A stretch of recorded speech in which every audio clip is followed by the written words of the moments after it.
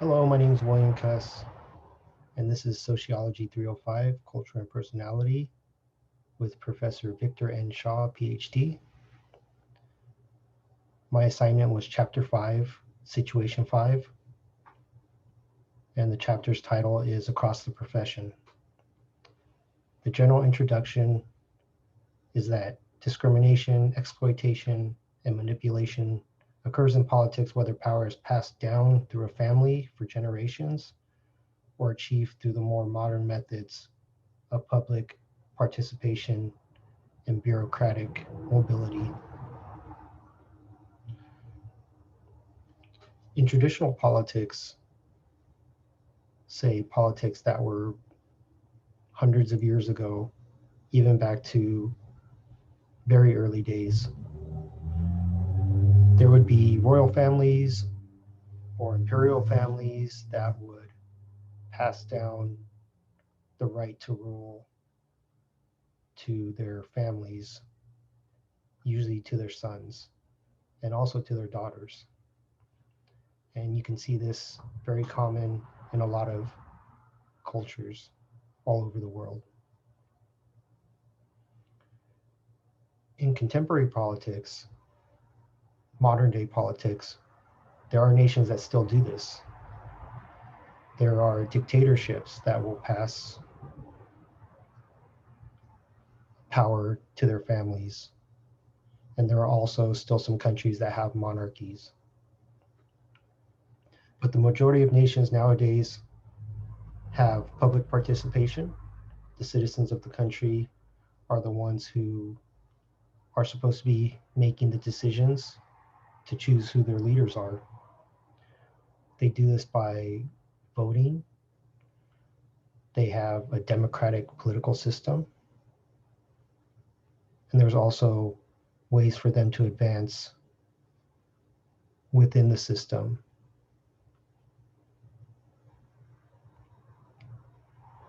They are able to be recruited and promoted by various political entities, like an aide or a person in your staff, like the president would do. They would elect like a judge themselves. They would elect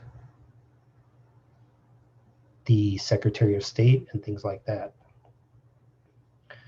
And nowadays, anyone can become a politician if they want to get more power, or they might want to change things, but to change things, they feel that they'll need the power that a political position will give them.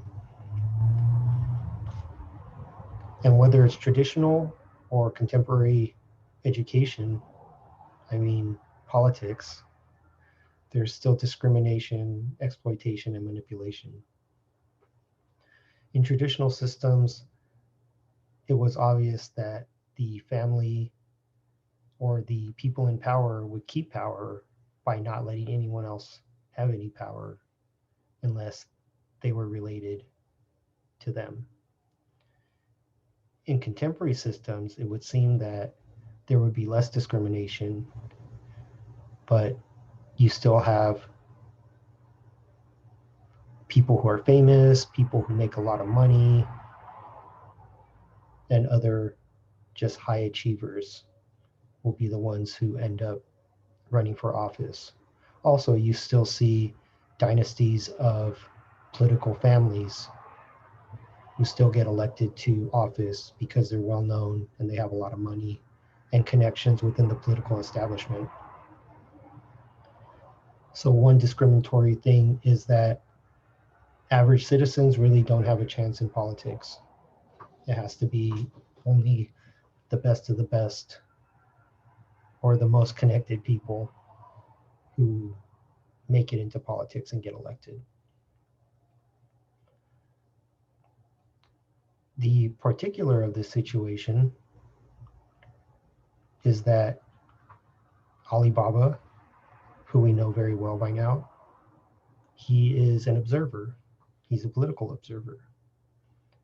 He follows every election on every level, whether it's local, city, state, or national.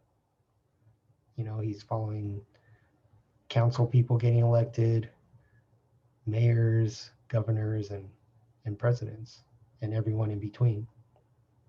He reads everything. He watches everything.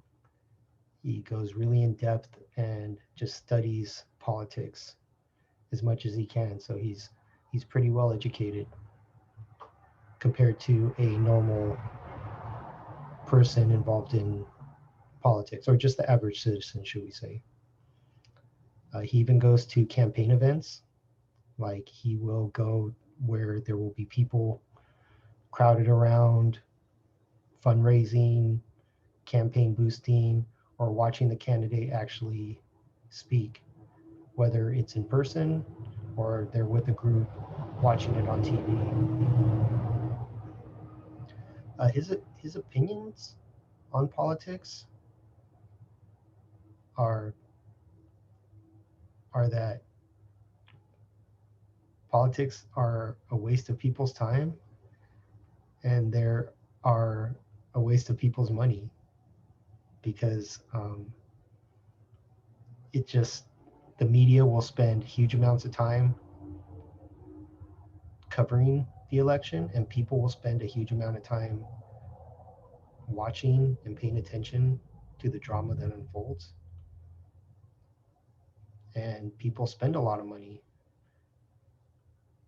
whether it's fundraising, loss of productivity, but also too that a lot of these things are paid for by taxpayers' money. So even if they're not spending any money directly, they are indirectly having their tax dollars used, not for things that could benefit them, but just to get people elected.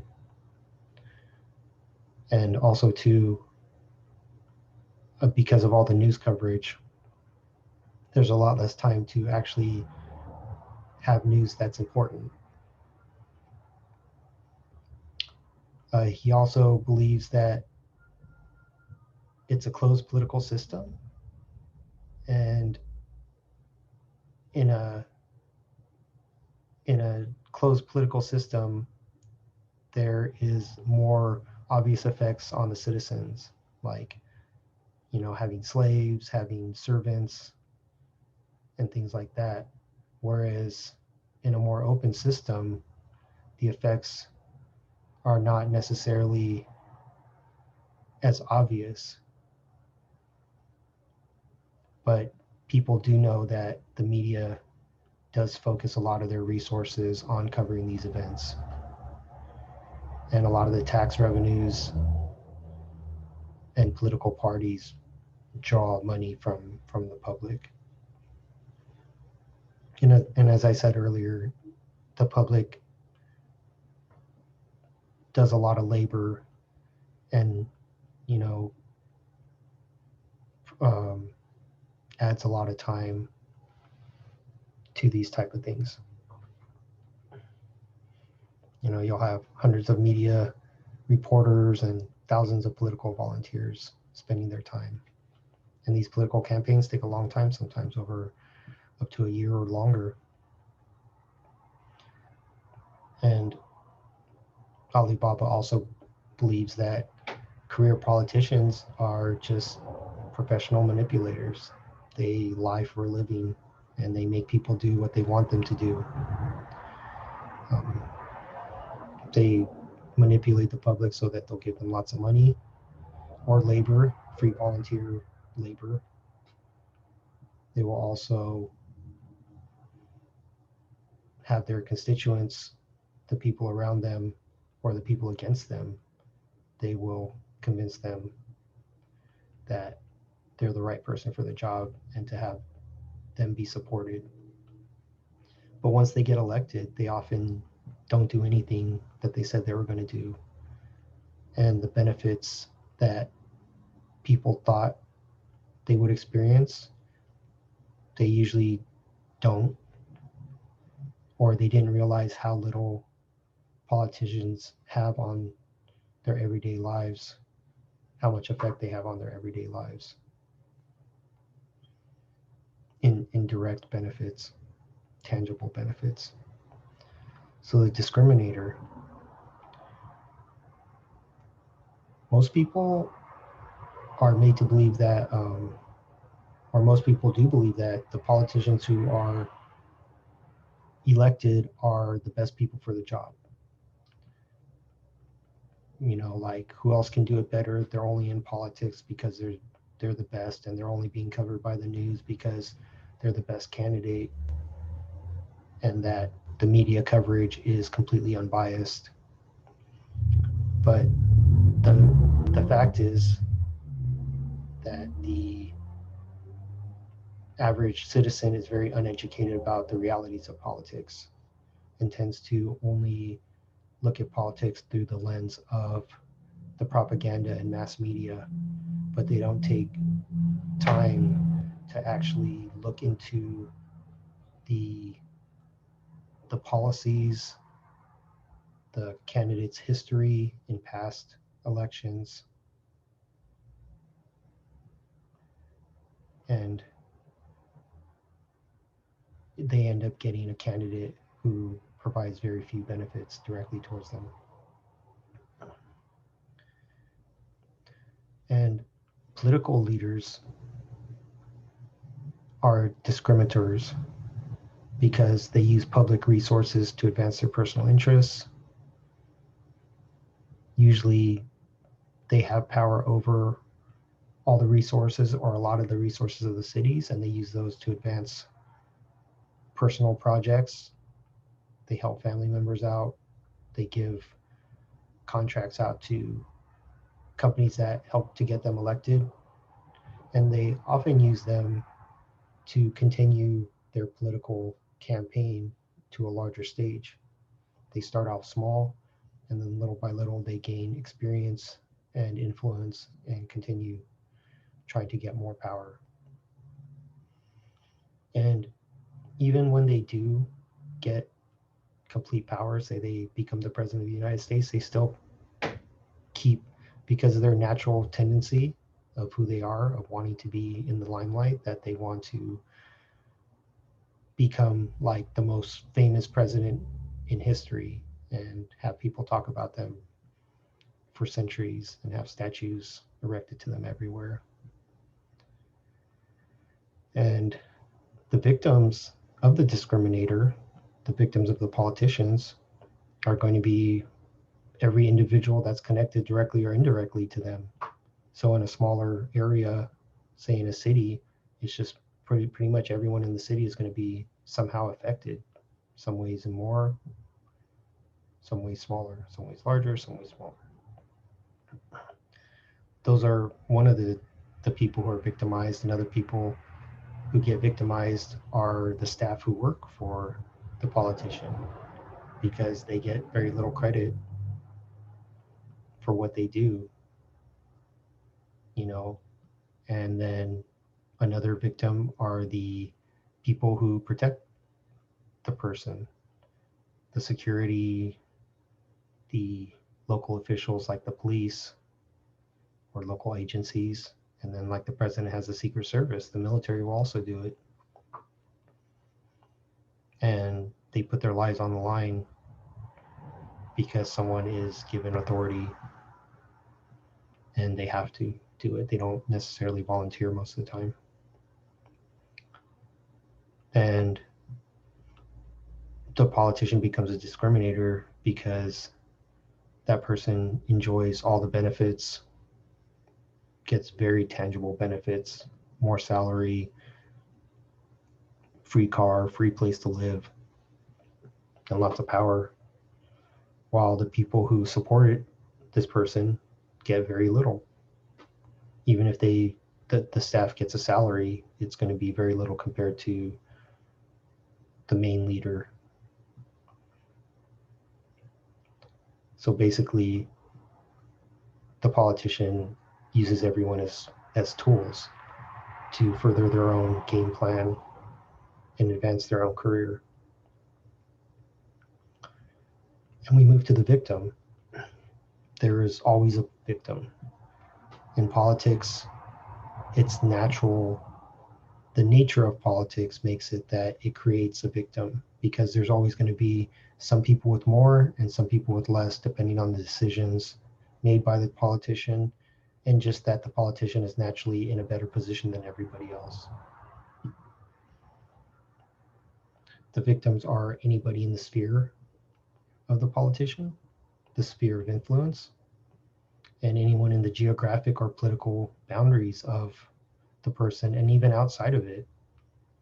You know, depending on what our president does, it affects people all over the world, can affect everyone in the world. So that is a very wide victimization or sphere of victimization. And the types of harm that these victims experience would be, say, destructive policies, things that destroy the environment in their country or their neighborhood. Maybe they let too many people out of jail, or maybe they put too many people in jail. Depends on who is the observer. Because they're constantly trying to gain power, the assumption that they are trying to gain more power than they have, that they neglect their duties and create lots of distractions for the people that they're supposed to be working for, and instead trying to go into higher positions of power. A politician can also create victims with very divisive policies and ideology. Say, for example, if a president was very racist, that would be very destructive to a lot of people, especially if the politician encouraged negative actions against people and or negative actions against other countries, or just made people feel that they were less than they were before the politician took power. And then another major victim would be the supporters of the person who came to power. Sometimes it's not the enemies, but the people who are in their own circle, because they're the ones who work the hardest to get the person elected, and they more often than not don't get anything back. The lower you are on the totem pole, the less they get back. And while there are people who do benefit somewhat with salaries and better positions, they get very little compared to what the leader gets. And we talked about that earlier also. So the compromise is that, you know, we make excuses for the politician's behavior. We say that the politician is just probably unaware, which they usually are. They're not very self-aware of what they're doing, although at least they appear that way in public. It's hard to say. The politician believes that they have the legitimate authority because they were elected, that they can just do whatever they want. If someone gives them the power, then they're going to just make the decisions they want to make. And a lot of times the people who support them believe that they should make the decisions they want to make because they elected them and that they're in power, which gives them authority and legitimacy. A leader then, because they're elected, believes that they have the moral authority to do whatever they want, as a leader is supposed to do, in their opinion.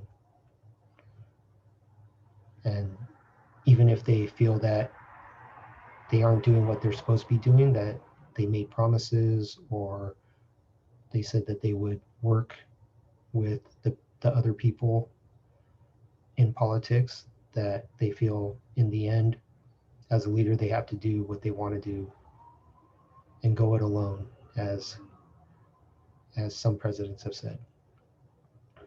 There's also this idea that a few eggs must be broken to make an omelet. And this means that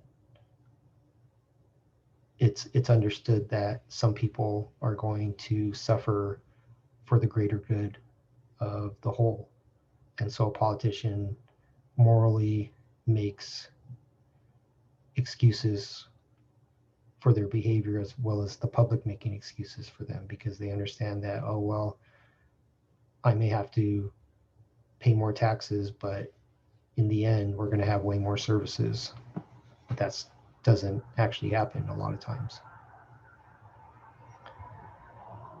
And during the compromise, the politician manipulates both the supporters and the detractors. Whether they voted for or against them, they're manipulating everyone to get what they want.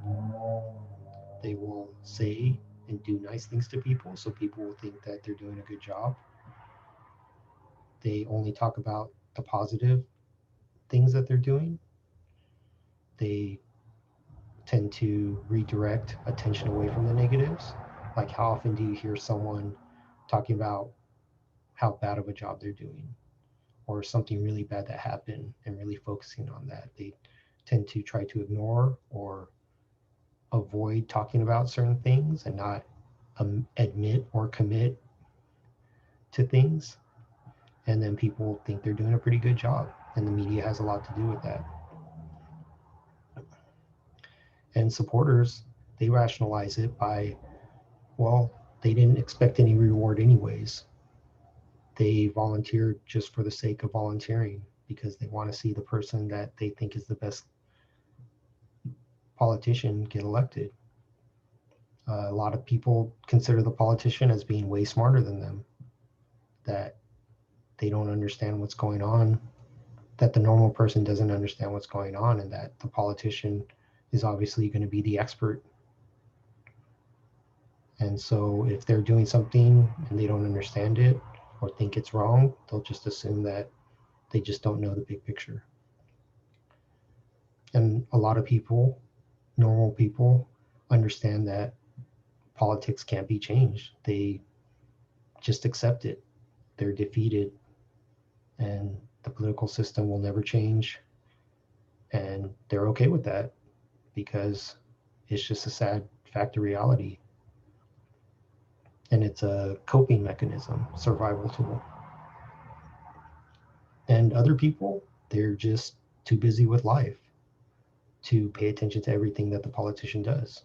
They have to work, they have to take care of their families, they want to enjoy other things besides politics. It's just not a major part of their life 24 hours a day for their entire life. They just get caught up in the election process, or they don't care at all who gets elected. They're just doing their thing. And the universal is that politics are discriminatory by their nature. It is a system that creates haves and have-nots, creates policies where some people get something and some people don't, and it automatically creates division between people. Politics are discriminatory by nature, naturally, by the power differentials. One person suddenly gets a lot of power, most of the power, if not all the power, and everybody else is just doesn't have power. And anybody who's on the politician's side gets more power, and anybody who was on the other side gets a lot less power. And the victims are going to exist, whether they were thousands of years ago, there were victims of the pharaohs and the kings, and nowadays there are victims of presidents and governors. There are a few common themes between the differences and how discrimination and victimization is played out. One of them, the first one, is one versus a crowd. And that would mean that, the leader cannot treat people as an individual, cannot treat them equally.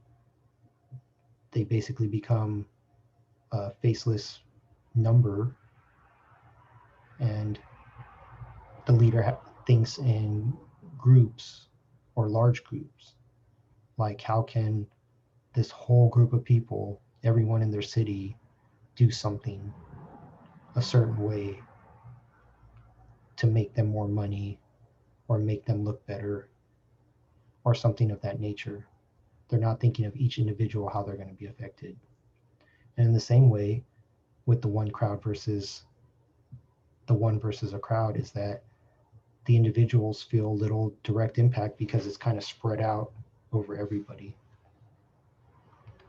Whereas the leader experiences like huge amounts of benefits. There's also the second way that politics can be obviously discriminatory, is that you have this top versus down gravity, which means that what the leader is doing or what the leader says creates a lot of emotional baggage with the individual, even though the leader may not be speaking to the individual. Many individuals are affected, and sometimes very greatly. Say if a president is very divisive and offends a lot of people, that is going to make people feel very upset. I think there was a time recently when people were very upset for a long time for the whole presidency and are still traumatized because of it, even though there were maybe not as much direct impact. It was just the things that the person said that really upset people to the point of really deteriorating their health. And the third thing is the close versus remote.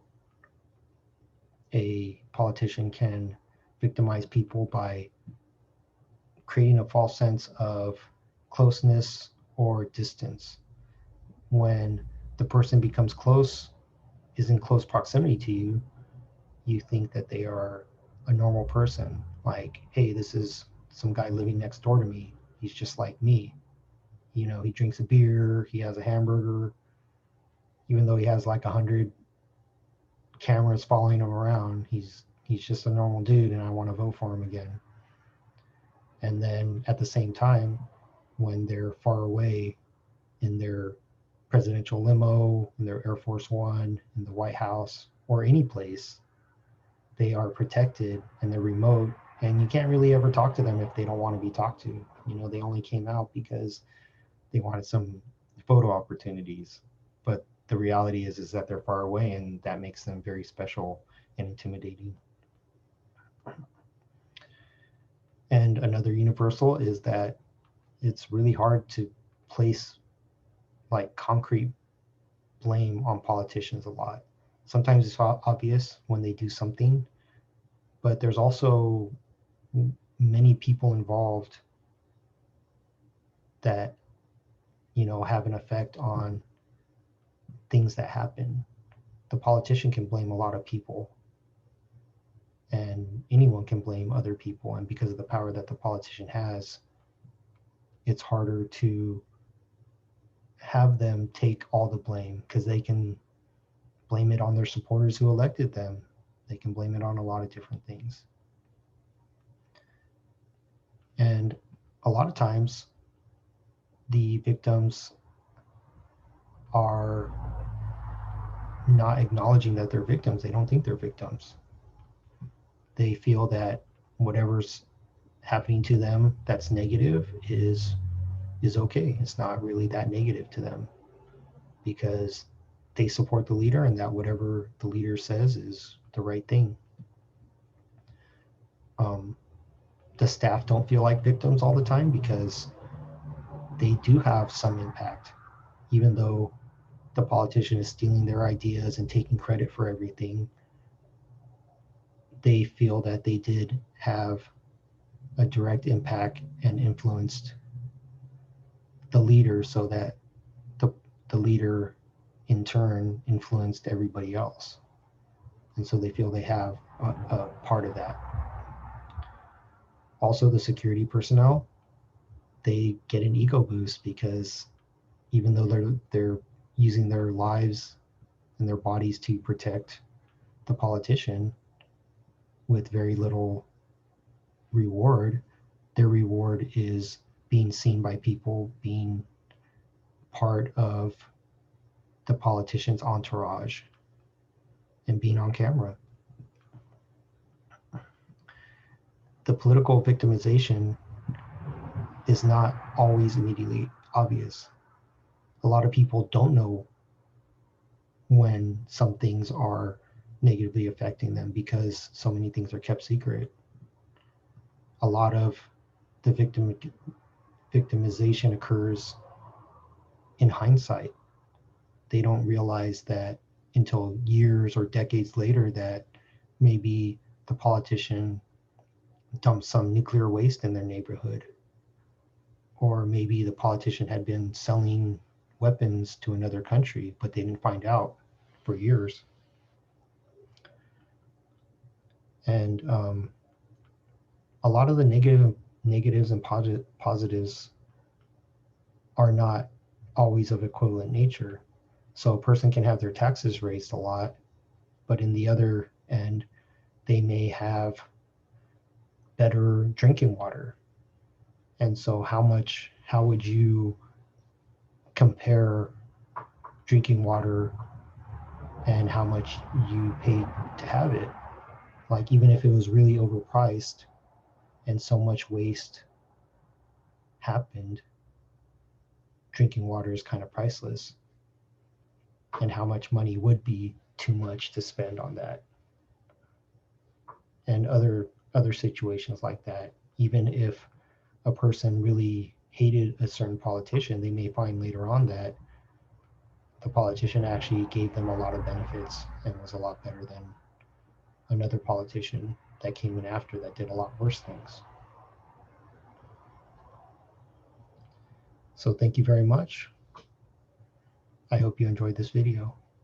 Thank you, Professor Shaw.